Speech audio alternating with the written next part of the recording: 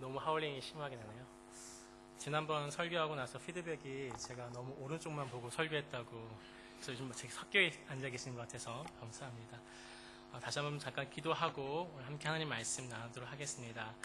제가 우리 학생들에게, 시니어 학생들에게 항상 매주마다 이야기하는 게, 우리가 예배할 때마다 뒤에서 예배자가 몇 명 왔는지 항상 카운팅을 하는데, 사람들이 카운팅하는 그 숫자 말고 진짜 하나님이 카운팅하는 예배자의 수에 당신이 포함되어 있는가를 생각해 보라고 늘 아이들에게 도전합니다. 우리 시간 함께 기도할 때에 하나님, 지금도 이 자리에서 예배하고 있는 우리 예배를 주님 기뻐 받으십니까? 주님 기뻐 받아 주시옵소서. 하나님 마음을 열고 하나님 말씀을 듣습니다. 한번 이렇게 기도하도록 하겠습니다. 하나님 아버지, 이렇게 시간 하나님 말씀을 듣습니다.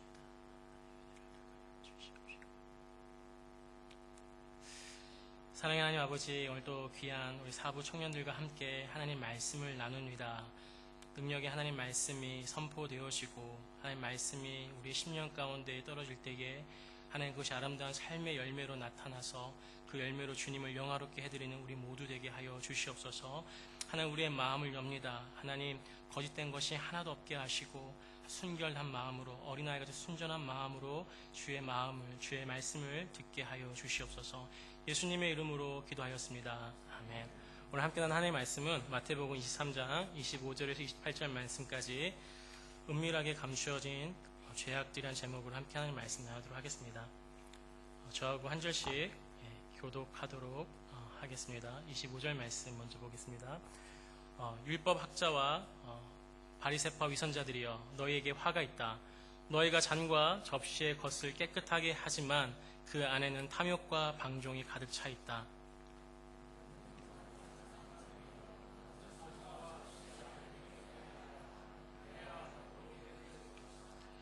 율법학자와 바리새파 위선자들이여, 너희에게 화가 있다. 너희는 하얗게 칠한 무덤과 같다. 겉은 아름다워 보이지만 그 안은 시체들의 뼈와 온갖 더러운 것으로 가득 차 있다. 함께 읽겠습니다. 너희가 겉으로는 사람들에게 의롭게 보이지만 속에는 위선과 악이 가득하다. 아멘. 한 3주 전의 일입니다. 위층 화장실을 사용하고 나오시던 남 목사님께서 새로 부임하신 김경돈 목사님에게 누가 화장실을 사용하고 큰 볼일을 보고 잘 처리를 안 해서 화장실의 냄새가 너무 심하게 나니 교육자들이 알아서 화장실을 좀 청소하라는 지시를 내리셨습니다. 김 목사님께서 본인이 직접 하시면 되는데 공평하게 제비뽑기로 결정을 하자고 하시더니 한 종이에는 동그라미를 그리고 나머지 세 종이는 빈 종이를 섞어서 저하고 우리 박성훈 목사님 또 하종석 전도사님에게 이렇게 나누어 주셨습니다. 김 목사님께서 먼저 박 목사님과 하 전도사님에게 종이를 나눠주시고 2장 남은 종이 가운데에 한 장을 저에게 넘겨주시는데, 자기 손에 쥐인 종이를 꽉 잡고 저에게 종이를 넘겨주실 때에 굉장히 느낌이 좋지 않았습니다. 근데 역시 불안했던 저의 예감이 그대로 맞아 떨어졌습니다. 제 손을 열어보니 종이에는 동그라미가 이렇게 적혀 있었습니다.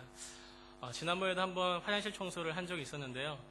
좀 심하게 이렇게 일들을 저질러놓고 가셔서 이렇게 고생했던 기억이 떠올라서 마음을 좀 단단히 먹고 목도리를 하고 있던 것으로 코를 가리고 소매를 거쳐 붙이고 본격적으로 이제 화장실 청소를 한번 할 모양으로 화장실에 가보니 확실히 냄새가 좀 심하게 나고 있었습니다. 근데 냄새는 좀 심하게 나는데 의외로 화장실이 깨끗해 보였습니다.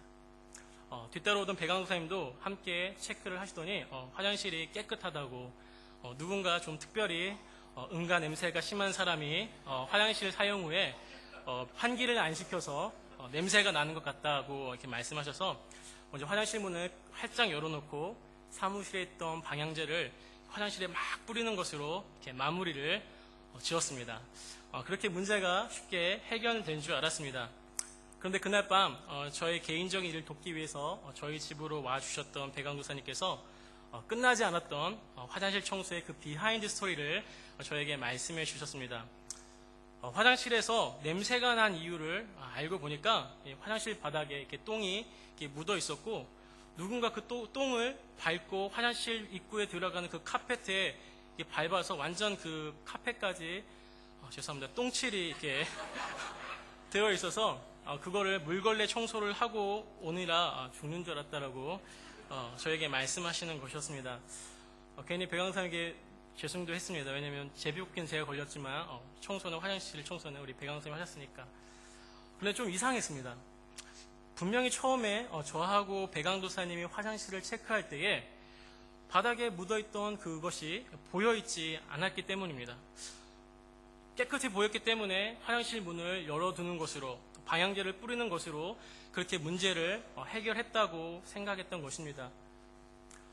그런데 이 일이 두고두고 제 머릿속에서 떠나지가 않는 것이었습니다. 어쩌면 내가 나의 죄의 문제를 이렇게 해결하고 있지는 않는가 하는 생각이 들었습니다. 냄새나고 더러운 죄는 내 안에 그대로 가득 쌓여 있는데 그걸 보지 못하고 방향제를 뿌려서 냄새를 해결했던 것처럼 죄는 그대로 가득 쌓여 있는데 그냥 뭔가로 잠시 덮어두려고 하는 것. 아담이 범죄하고 나뭇잎으로 가리려 했던 것처럼 그것도 아니면 가시게 가면을 쓴 채 그냥 겉으로만 거룩한 척 하거나 그것도 아니면 겉만 깨끗하게 하는 것으로 자기 죄를 해결했다고 생각하고 있지는 않는지. 여러분들의 그 은밀한 죄악들을 지금 어떻게 해결하고 계십니까? 안타깝게도 너무나 많은 그리스도인들이 이렇게 자신의 죄의 문제를 해결하고자 합니다. 오늘 본문에 나오는 바리새인이 바로 그 대표격이라 말할 수 있습니다. 예수님께서 바리새인을 향해 이렇게 꾸짖었습니다. 20절 말씀입니다. 율법학자와 바리새파 위선자들이여 너에게 화가 있다. 너희는 하얗게 칠한 무덤과 같다. 겉은 아름다워 보이지만 그 안은 시체들의 뼈와 온갖 더러운 것으로 가득 차 있다. 예수님께서 이 바리새인들을 보시면서 너희는 하얗게 칠한 무덤과 같다라고 말씀합니다. 개역성경에는 이 회칠한 무덤이여라고 말씀합니다. 여러분 가운데 이렇게 회칠한 무덤 보신 분 계십니까? 제가 사진을 하나 준비했는데 이스라엘의 무덤은 사진에서 보이는 것처럼 돌무덤입니다. 땅에 묻는 것이 아니라 돌무덤에 시체를 집어넣습니다. 근데 사람들이 왜 돌무덤을 이렇게 하얗게 분칠을 했을까요? 아무래도 그 안에는 시체가 들어가 있는 돌무덤이니까 보기가 좋지도 않고 기분도 나쁘니까 이렇게 하얗게라도 칠해 놓으면 괜찮아 보일 것 같아 이렇게 무덤을 해칠해서 꾸며 놓은 것입니다. 우리도 이 나라에 이렇게 시메터리에 가면 가든도 있고 어린 아이들 같은 경우는 아이들이 가지고 놀던 장난감도 이렇게 있습니다. 아주 이쁘게 공원처럼 만들어 놨죠. 무덤을 좀 보기 좋게 꾸며 놓은 것이 잘못일까요? 아니죠. 근데 주님이 말씀하시는 포인트는 무덤을 하얗게 칠한 것을 가지고 뭐라고 하시는 것이 아니라 주님이 말씀하시는 포인트는 너희가 그렇게 겉을 이쁘게 꾸며 놓아도 안에는 무엇이 있냐는 것입니다. 너희가 겉은 그렇게 깨끗하게 칠해놨지만 그 안에는 여전히 썩어 냄새나는 시체가 있다라고 말씀하시는 겁니다. 즉 너희들 바리새인들이여 너희들이 하는 모든 행동들이 남들 볼 때는 거룩하고 의로운 것 같지만 그리고 남들이 볼 때는 거룩하게 행동도 하지만 남들이 보지 않을 때에 너희들의 모습은 어떠하냐? 너희들의 숨겨진 은밀한 죄악들, 남들에게 보여지지 않는 너희들 내면에 가득한 시기와 질투, 비전의 이름으로 포장되어 있는 너희들의 욕망과 야망, 교만, 다른 사람을 향한 끊임없는 정죄와 비판, 자기의, 그것으로 가득 차 있다는 겁니다. 너희들이 남들에게 보여지는 모습에는 굉장히 신경 쓰지만 너희들 속에는 해결되지 않은 썩어 냄새나는 죄악들이 해결되지 않은 채 그대로 가득 차 있다라고 말씀하고 있습니다. 그런데 너희가 그것을 보지 못한다고 말씀합니다. 26절에 이렇게 말씀합니다. 너희 눈먼 바리새파 사람들이여, blind Pharisee, 그걸 보지 못한다는 거예요. 영적으로 눈이 멀면 이렇게 됩니다. 여러분, 새 가운데에 꿩이라는 새가 있습니다.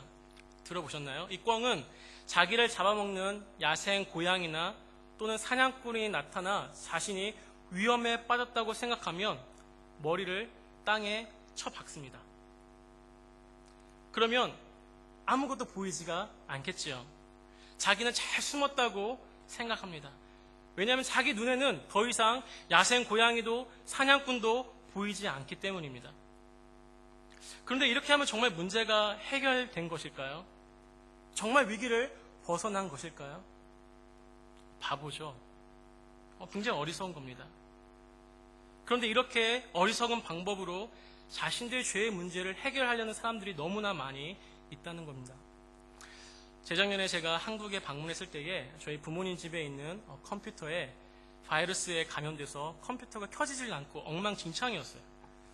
수상해서 인터넷 방문 기록을 확인해 보니 누군가 엄청 열심히 음란 사이트에 이렇게 접촉했던 정보가 이렇게 있었습니다. 중학교 다니는 제 조카들이 범인들이었습니다. 그래서 그 아이들 불러놓고 이렇게 이야기했어요. 삼촌은 할머니, 할아버지하고 달리 너희가 어떻게 컴퓨터 사용하는지 다 알아. 할머니, 할아버지 집에 와서 이상한 거 보지 마. 그렇게 주의를 주고 3일간 기도원에 들어갔다가 이렇게 나왔습니다. 어머니, 아버지에게 그동안 아이들이 와서 컴퓨터를 사용했는가 이렇게 물어봤더니 아이들이 많이 사용했다고 한번 확인하라고 이렇게 말씀하셨어요. 그래서 제가 컴퓨터를 켜고 인터넷 방문 기록을 확인해 보았더니 뭐가 있는 줄 아십니까? 인터넷 방문 기록을 아예 삭제해 놓고 갔습니다. 대단한 조카들입니다. 그런데 이렇게 하면 죄가 해결될까요? 인터넷 방문 기록을 삭제해 놓는다고, 폴더의 이름을 바꿔 놓는다고 자신들이 저지른 죄들이 해결되느냐라는 것입니다. 결코 이런 식으로 우리 죄의 문제는 해결되지 않습니다. 그런데 영적으로 spiritual blind, 영적 소경이 되면 자기 죄가 전혀 보이지가 않는 거예요. 자기 죄만 보이는 것이 아니라 죄를 죄로 볼 수도 없는 거예요. 더 무서운 것은 가면과 위선의 가면을 오랫동안 쓰다 보면 내가 그 가면을 쓰고 있는 것조차 잊어버리게 돼요.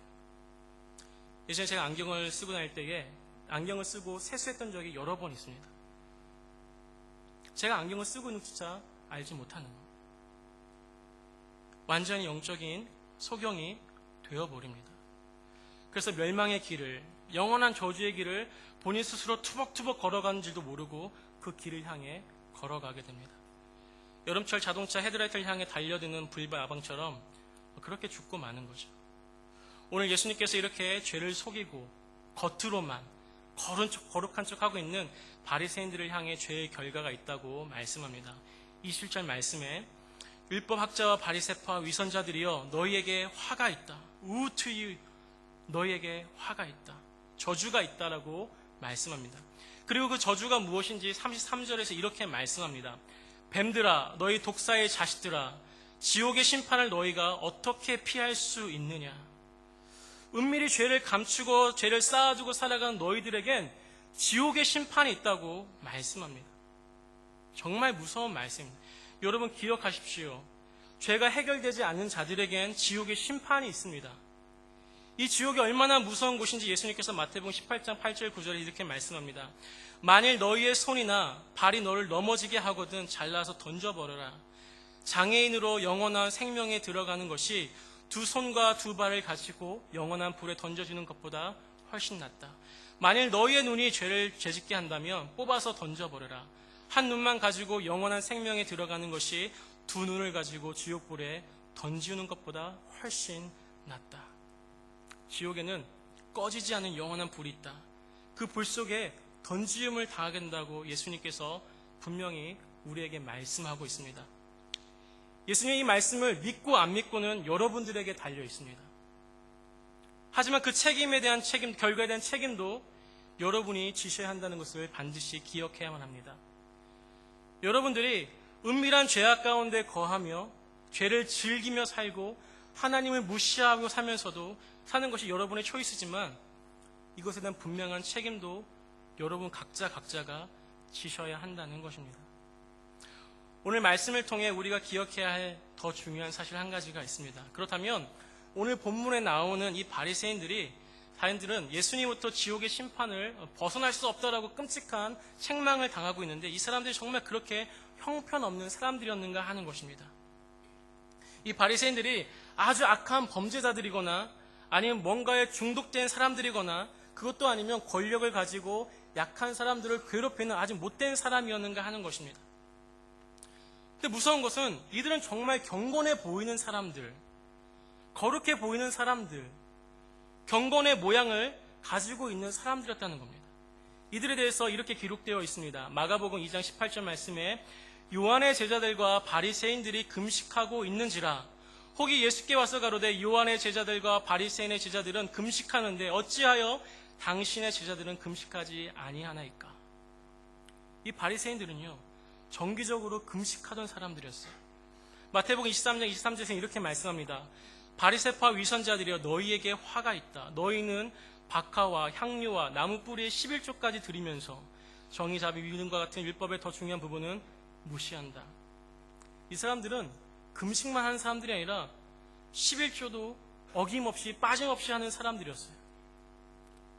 우리들 가운데 이 바리새인들보다 더 경건의 모양을 가지고 있는 사람들이 얼마나 있습니까? 여러분 가운데에 정기적으로 주님 앞에 엎드려서 금식하고, 또 여러분들 가운데에 하나님 앞에 드려야 할 11조를 꼬박꼬박 드리는 그런 사람들이 얼마나 우리 가운데 있냐는 것입니다. 우리는 이 바리새인들을 욕할 자격이 안 되는 겁니다. 왜냐하면 이들의 의는 우리보다 훨씬 더 뛰어나기 때문입니다. 예수님께서도 제자들에게 이렇게 말씀하십니다. 마태복음 5장 20절 말씀에 내가 말한다. 너희의 의가 율법 학자나 바리새파 사람보다 훨씬 낫지 않으면 하늘나라에 들어가지 못할 것이다. 그런데도 주님은 이들 향해 너희가 지옥의 형벌을 피할 수 없다라고 말씀합니다. 왜 그렇습니까? 이들의 겉모습은 거룩하고 경건하지만 그 속은 숨겨진 냄새나는 죄악들로 가득 차 있었기 때문이에요. 종교적인 열심도 있고 남들이 볼 때는 거룩하지만 정작 중요한 속은 순수하지 못한 마음의 동기들, 은밀한 죄악들, 교만과 자기의에 사로잡혀 자꾸만 다른 사람들을 정죄하는 그런 악함으로 가득 찼기 때문입니다. 우리 모두는요, 눈에 보이는 것에 속기가 참 쉽습니다. 손들고 찬양하는 사람들 보면 저 사람 참 믿음 있네, 오늘 예배를 참 잘 드리네, 신실하다. 페이북에 성결 구절 몇 개를 적어놓으면 거룩한 사람인 것처럼, 믿음의 사람인 것처럼 보여질 수 있습니다. 하지만 주님은 눈에 보이는 그것에 결코 속지 않으십니다. 이것을 깨달은 YM 소속 로스 툴리 목사님은 자신의 책 Following Me라는 책에서 이렇게 기록해 놓으셨습니다. On the day of judgment, God will evaluate us, not on the work we have done, but the reason behind our actions. 마지막 그날 주님이 우리를 평가하실 때에 우리가 무엇을 했냐로 우리를 평가하는 것이 아니라 우리의 마음의 동기를 가지고 우리를 평가하신다라고 말씀하고 있습니다. 그날이 되면 주님 앞에 다 드러나게 됩니다. 나더러 주여 주여 하였지만 정말 주님의 마음으로 행한 것인지, 아니면 나의 의를 드러내기 위해 했던 것인지 그날이 되면 다 드러나게 되죠. 우리의 은밀한 죄악도 그날 주님 앞에 쓰면 다 드러나게 됩니다. 기억해야 할 것이 있습니다. 우리의 행위로는 우리의 숨겨진 죄악의 문제들이 해결되지 않는다는 겁니다. 우리가 3일간 금식을 하고 헌금을 많이 한다고 우리의 죄의 문제가 해결되지 않습니다. 진짜 더러운 냄새나는 똥을 치우지 않고 향수를 뿌린다고 그 냄새가 사라지지 않는 것처럼 진짜 우리의 뿌리 깊은 죄를 제거하지 않으면 우리도 결국 이 바리새인들처럼 지옥의 형벌을 피할 수 없다는 것입니다. 그렇다면 우리의 죄, 남들에겐 잘 숨겨서 들키지 않았지만 은밀히 여전히 숨겨놓은 죄악들은 어떻게 해결할 수 있습니까? 진짜 우리 안에 가득한 죄를 해결할 수 있는 유일한 방법은 바로 예수 그리스도 앞으로 나아가는 것밖에 없습니다. 예수 그리스도의 보혈밖에는 답이 없습니다. 이 말을 오해하지는 않았으면 좋겠습니다. 어떤 주문처럼 특별한 기도를 따라하거나 손을 들어서 저 예수는 믿을게요 이렇게 결심했다고 여러분의 죄가 사라지는 것이 아니라는 겁니다. 진짜 죄를 해결하려면 진짜 예수 그리스도 안에 있어야만 합니다. 예수님 안에 있다는 것은 예수님과 진짜 깊은 교제를 나누는 것을 의미합니다. 예수님과 관계를 가지는 것을 의미합니다. 교회 안에 있다고 죄의 문제가 해결되는 것이 아닙니다. 진짜 내가 예수 안에 있는지를 늘 점검하고 확인해야 돼요. 이 시대는 교회 안에는 수많은 사람도 있지만 예수 안에 있는 사람들은 그리 많지 않다는 것입니다. 정말 내가 예수 안에 있는가? 예수님과 함께 교제하고 그분을 느끼고 그분과 대화하고 그분의 말씀에 내가 철저히 순종하는 삶을 살아가고 있는가? 이 사람이 말로 진짜 예수 안에 있는 예수 그리스도의 보혈에 덮여 있는 사람이라는 것입니다. 로마서 8장 1절 2절에 이렇게 말씀합니다. 그러므로 이제 그리스도 예수 안에 있는 사람은 정죄를 받지 않습니다.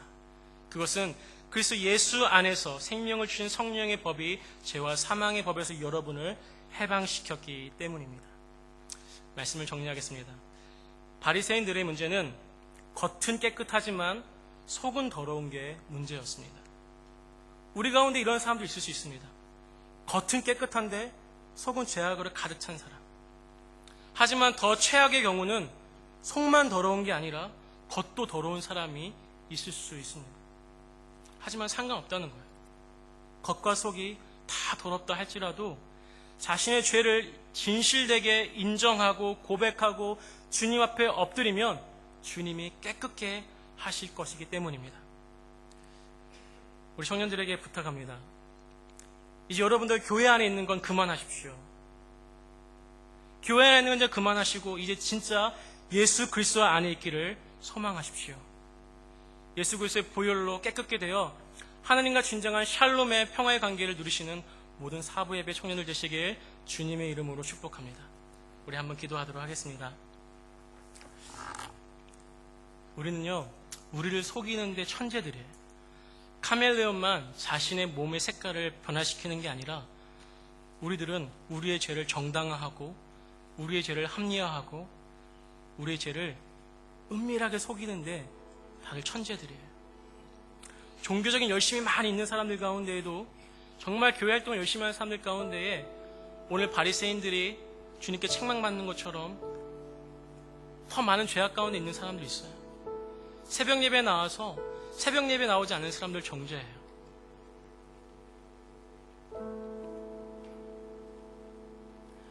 여러분들은 어떻습니까? 여러분들 지금 볼 땐 다 거룩합니다. 다 깨끗하고요. 아름답죠.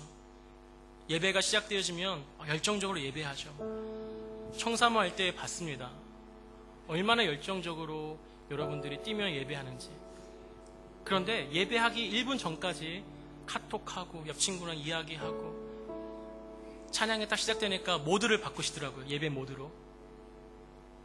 예배가 끝나니까 그 예배 모드가 다시 풀리더라고요.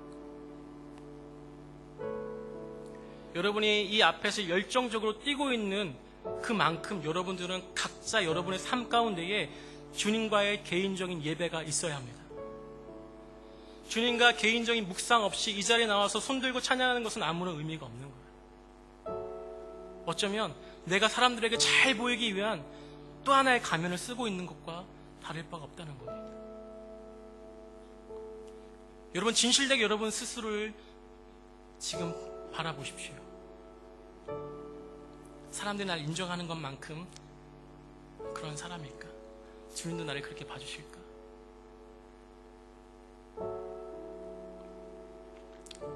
예수 그리스도의 보혈밖에 없습니다.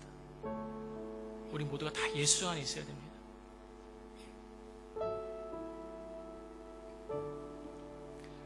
우리 시간 한번 기도하도록 하겠습니다. 예수님, 하나의 영적인 소경이 되어서 죄가 죄인지도 모르고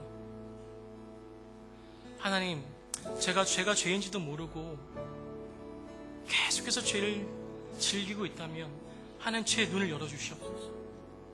내 탐욕과 내 야망과 나의 헛된 마음과 나의 헛된 목표들을 주님 다 보여주십시오. 그리고 나의 그 죄악들 이 시간 예수 그리스도의 보혈로 덮어주십시오. 하나님과의 관계가 끊어졌다면 기도하십시오. 주님과의 친밀한 교제 가운데 다시 나가기를 소망합니다. 하나님, 이 예배를 통해서 진실되게 주님 앞에 엎드릴 때에 하나님 우리의 마음이 회복되게 하여 주시옵소서. 우리 한번 기도하도록 하겠습니다. 하나님 아버지,